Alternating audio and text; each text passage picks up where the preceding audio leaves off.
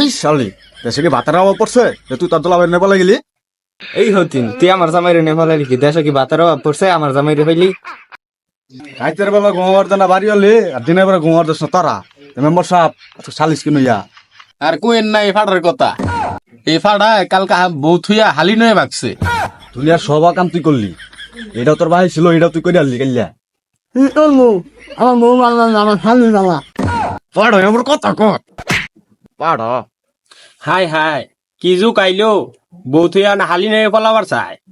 দেশে কি আর ফুলাফার নাই, খালি ওরে বিচার, আজকে এই কাম কালকা ওই কাম।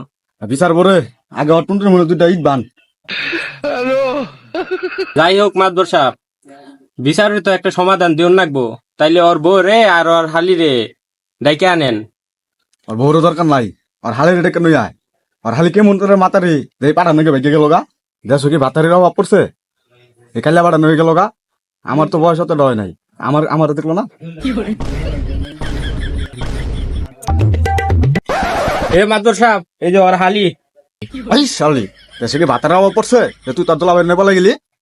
এই হতিন তুই আমার জামাইরে নেপালে লিখি দেশ কি বাতার অভাব পড়ছে আমার জামাইরে হইলি। তাহলে মাতবর সাহেব এই ফাটার হুইস করুন। আমি ফাটা তাহলে কি করবো? এই বেড়া তুই কি করবি? বউ রাখবি নাকি তোর শালির রাখবি? আমি কইছিলাম আমার বউ মানলা না, আমার স্বামী মানলা না। বুঝলাম তুই তোর শালি নিবি, তাইলে তোর বউ কি করবো? মেম্বার সাহেব বউ আমি নেমু।